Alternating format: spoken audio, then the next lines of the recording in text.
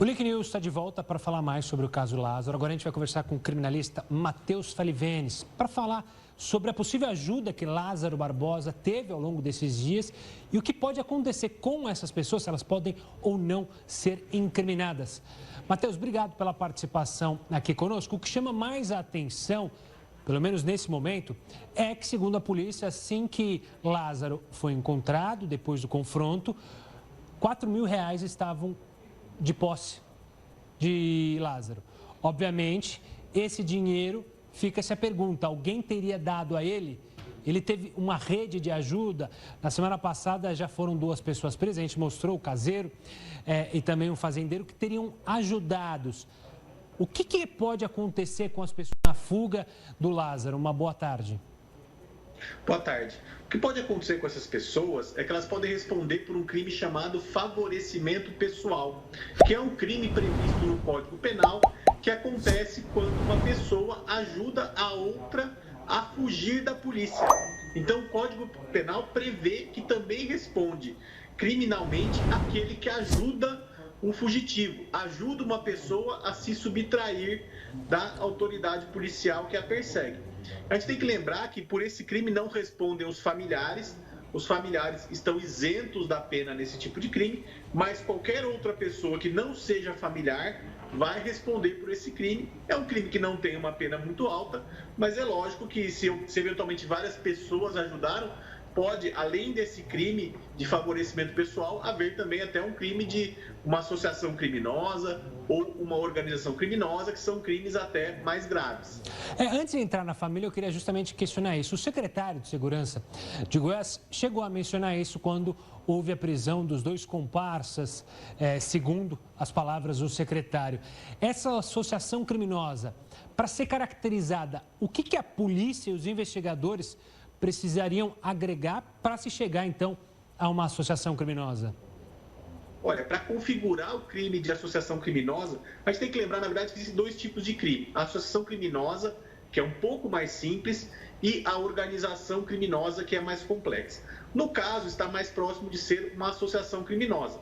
E para que esse crime se configure, é necessário que um grupo de pessoas se junte de forma permanente com a finalidade de cometer crimes. Então, pelo menos 3 pessoas se unindo de forma permanente com a finalidade de cometer crimes. Então, o que acontece é que a polícia vai ter que comprovar que você teve esse vínculo associativo e que esse vínculo tem uma certa permanência, que ele foi criado para cometer diversos crimes e não só para dar fuga ao Lázaro. Se houve só apenas a criação desse grupo para dar fuga ao Lázaro, você não tem associação, você tem um mero concurso de pessoas. Mas agora, se provar que essas pessoas também cometeram outros crimes, né, eventualmente relacionados a isso, por exemplo, questão de entregar o dinheiro para ele, ou auxiliar ele entregando armas, ou outro tipo de material, daí sim nós teremos a associação criminosa, que é um crime já mais grave, que pode resultar em eventual prisão. Matheus, durante essa caçada, que durou cerca de 20 dias, né? Se falou em algum momento que a ajuda poderia estar relacionada a fazendeiros que queriam a desvalorização dos terrenos, para justamente se aproveitar de famílias que, com medo dessa história, poderiam vender o terreno para justamente vender o quanto antes para sair de lá. Afinal, foi algo que mexeu demais com os moradores daquela região. Isso também poderia configurar um crime? Essa ajuda teria, vamos dizer assim, eu como leigo, um agravante na pena das pessoas que ajudaram, se isso for comprovado? Olha, com certeza. Se comprovar que você tinha essa associação com a finalidade de desvalorizar a terra, de matar pessoas, você pode ter aí crimes como homicídio, inclusive, né? Homicídio. Você pode ter extorsão, que também é um crime grave, que é um crime bastante grave, assemelhado ao roubo, inclusive com emprego de arma. Então, se comprovar que realmente havia esse grupo criminoso atuando com essa finalidade, daí, além da associação criminosa, além do auxílio material à fuga do Lázaro, você também terá crimes como homicídio, extorsão, que são crimes, aí sim, crimes hediondos, com penas bastante altas. Matheus, agora falando da família, a gente viu a ex-mulher, a gente ouviu há pouco a ex-mulher e a atual mulher, agora viúva do Lázaro, por que a ajuda delas para a justiça não é considerado um crime? Caso tenha, claro, caso elas tenham ajudado, de fato. Sim. Caso se comprove que elas de fato ajudaram ele de alguma forma, o Código Penal exclui essas pessoas da punição. Então, existe uma expressa disposição no Código Penal que exclui os familiares da punição pelo crime de favorecimento pessoal. E o legislador penal entendeu assim, ainda em 1940, entendeu assim porque ele sabe que muitas vezes a família, por uma questão de humanidade ou por uma questão de vínculo, de parentesco, acaba ajudando um foragido, um familiar foragido. Então, é muito comum, inclusive, se ver isso na prática, a família de alguma forma ajudar. Lógico, esse caso do Lázaro é um caso que tem uma dimensão muito maior, por conta dos crimes que ele cometeu, tem também essa questão da fuga ser muito extensa, mas a questão é que muitas vezes a gente vê a família realmente ajudando, abrigando essa pessoa na residência de algum familiar, de algum tio, alguma tia, sogro, sogra, pai, mãe. Então, abriga essa pessoa nessa residência, às vezes entrega dinheiro para ajudar na fuga. Então, o Código Penal entendeu que não pode ser considerado crime quando é algum familiar que ajuda, justamente por essa questão humanitária, por essa questão de vínculo familiar.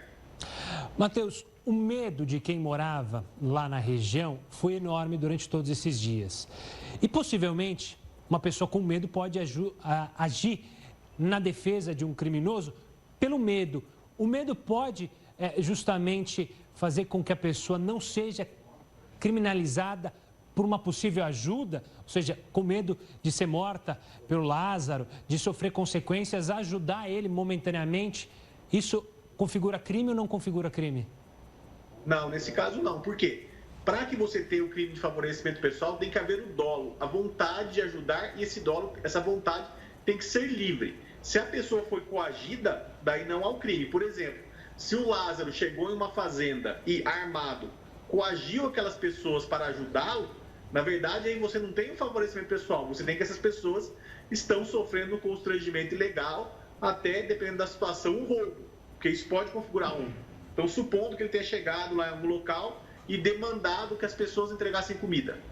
Elas, ao fazerem isso, não estão cometendo favorecimento, mas sim estão sendo vítimas de um roubo. Agora, se essas pessoas quiseram ajudar de livre e espontânea vontade, daí sim nós teremos o crime de favorecimento pessoal. Matheus, obviamente que a caçada teve fim com a troca de tiros e a morte do Lázaro. Na questão da justiça, isso chega ao fim? Terminou ou não? Há procedimentos a seguir, configurar quais crimes o Lázaro fez? Tem algum passo a seguir? Ou a morte, enfim, finaliza a caçada ao Lázaro? Essa questão é muito interessante. O que acontece? Com a morte dele, tecnicamente, está extinta a punibilidade com relação aos crimes que ele cometeu.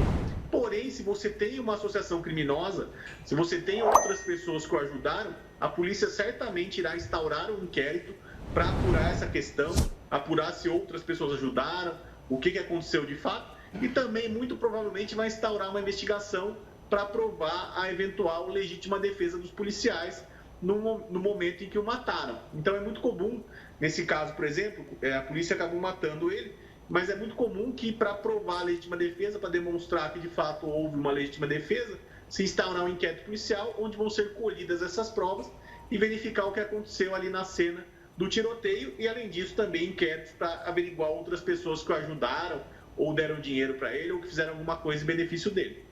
Matheus, muito obrigado pela participação aqui, pela explicação sobre, obviamente, um caso que repercutiu na mídia durante todos esses dias e, claro, aguçou a curiosidade de todos. Um forte abraço e até uma próxima, Matheus. A gente deixa um pouquinho de lado o caso Lázaro.